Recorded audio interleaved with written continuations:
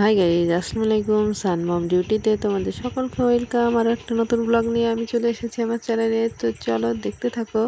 তো আজকে অন্য দিন কি বলো তো, সকাল থেকে ব্লগ শুরু করি। তো আজকে আমি কি করেছি, সন্ধ্যার পর আজকের ব্লগটা। তো ইফতারের পর আমার যেসব কাজগুলো থাকে সেগুলোই তোমাদের সঙ্গে শেয়ার করি। তো চলো।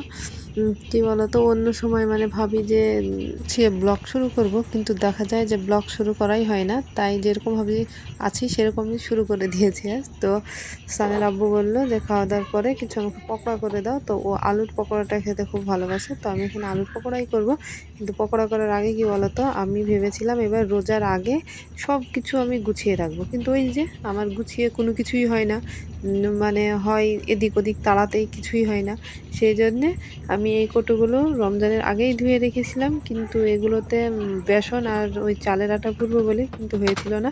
তো ফাইনালি আজকে হলো। তো আজকে বললো যে পকোড়া খাবে, তাই সেই জন্যে আমি আগে থেকেই তাহলে ভাবলাম তাহলে এই কৌটোগুলোতেই পুরে রাখি। তার কারণ হঠাৎ করে নিয়ে এসে আবার চেলে তৈরি করতে গিয়ে খুবই মানে হয়ে যায়। সেই জন্য আজকে নিয়ে এসে দুই কৌটোতে, একটাতে বেসন একটাতে চালের আটা পুড়ে রেখে দিলাম। এবার যখনই দরকার হবে টুক করে কেটে নিয়ে নেব, আর ওই যে চালাচালির ঝামেলাটা আর থাকবে না। সেই জন্যে কৌটোতেই পুড়ে রাখলাম। আর এগুলো করতে গিয়ে আমার দেখো না, ওইখানে সব পাকিয়ে গেছিলো, ওগুলো আবার ধোয়াধুয়ি করতে হবে। তবে তার আগে ভাবলাম যে কড়াটা তো তেতেই গেছে, চলো পকোড়াগুলোই আগে ভেজে নিই, তারপরে এইগুলো সাফ করা যাবে। আর এখানে মানে ইফতার করার যে সব থালা বাসন হয়েছিল সেগুলোই মানে আছে। এবার এগুলোকে আমি সাইজ মতন জায়গায় রেখে দিয়ে তারপরে ধরো এগুলো আমি ধোয়া মোছা করে নেব। আর এগুলো মেজে নিয়ে আসি। সানকে সান তো ছিল না, সানকে ভুগি ভাগে নিয়ে এসে সন্ধ্যা হয়ে গেছে। সন্ধ্যার পরে তো এটা প্রায় তখন তাও 6:30 বাজছিল রাত্রি। তো ওকে আমি পড়তে বসেছি। আমার এদিকে কাজ হয়, ওকে আমি নিচেই পড়াতে বসি। তারপর আমার এদিকে এক ধার দিয়ে কাজও হবে, ওকে দিক দিয়ে পড়ানোও হবে।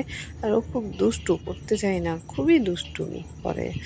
তো ওই টাইমে ও ড্রয়িং করছিল, পড়বে না। আমি যতক্ষণ ওর কাছে না বসবো ও একটাও পড়া করবে না। তো যাই হোক, ও ড্রয়িং করছিল আর আমি এদিকে মানে ওগুলো উল্টে দিয়েছিলাম। আজ অনেক দিন পর সানিবাবু বললো যে চলো ভাজা ভুজো কিছু করে দাও, তাই একদম অল্প পরিমাণ করেছি। তার কারণ এই তো ইফতার করে উঠলো আর ওর অনেক গ্যাসের প্রবলেম হয়, যদি খেয়ে আবার গ্যাস বেড়ে যায়। সেই জন্যে আমি একদমই অল্প পরিমাণ করা হয়েছে। আর আমি এগুলো সব বাইরে ধুতে নিয়ে যাব। মাঝামাঝি এখন করে রাখলে ভোরবেলায় আর অতটা করতে হবে না মাজা ধোয়া। সেই জন্য আমি ভাবলাম আর এই জিনিসপত্র থাকলেও দেখতে ভালো লাগবে না। সেই জন্যে ওগুলো সব ধুতে নিয়ে যাব। আর এটা আমি মুছে দিই, দেখেছো কি অবস্থা। ইফতার করার পর ওগুলো মাজা ধোয়া করে আমি আসলাম, কিন্তু তারপরেও আবার এই আটার জন্য সব পাকিয়ে গিয়েছিল। তো আমি এটা মুছে নিব।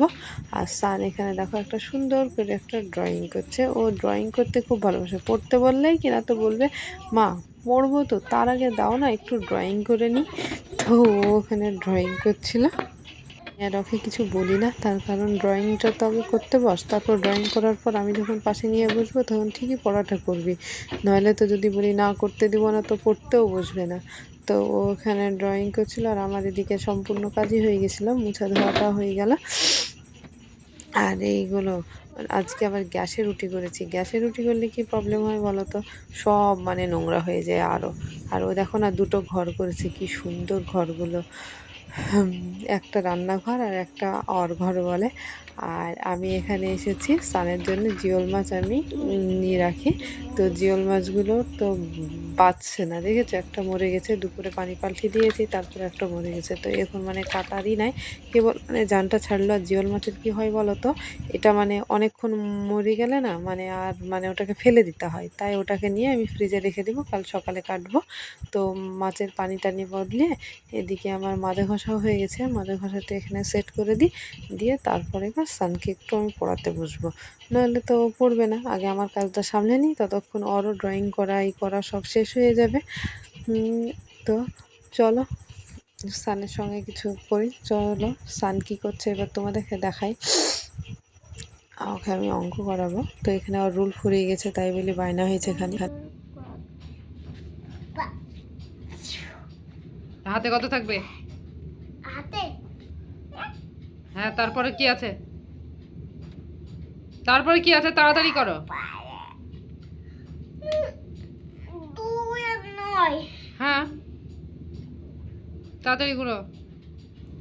2 আর 9 তাহলে হলো 2 আর 9 তো 12 বসা এখানে। 12 আর ঠিক করে অক্ষরগুলো লিখবি। 12 1 2 12 তো সান এদিকে অঙ্ক করছে, তো ও অঙ্ক প্রায় সবই পারে, ওকে অতটা বলতে হয় না, শুধু ওকে পড়াতে বসাতেই হবে। তো আমি এদিকে মানে এগুলো তো অনেকক্ষণ হয়ে যাচ্ছে, গরম ছেড়ে যাবে, তাই আমি সানের আব্বুকে দিতে যাব। তার কারণ এর আগে দোকানে ভিড় ছিল, আমি যেতে পারিনি, একটু চাপ ছিল। তো এখন দেখলাম যে দোকানটা একটু ফাঁকা আছে, তাই আমি মানে ওকে এগুলো দিতে যাই। তো চলো আজকের ভিডিওটা এই পর্যন্তই। আর যদি তোমাদের আমার ভিডিওর কোনো অংশ ভালো লেগে থাকে তাহলে প্লিজ সাবস্ক্রাইব করো, আমার পাশে থেকে। আজকের মতন টাটা। আর আমি দোকান থেকে আসার সময় স্প্রাইট নিয়ে এসেছিলাম, তো খুশিটা দেখো, হাসিটা দেখো, স্প্রাইট খাওয়ার master. He's fight. He's fight. He's fight.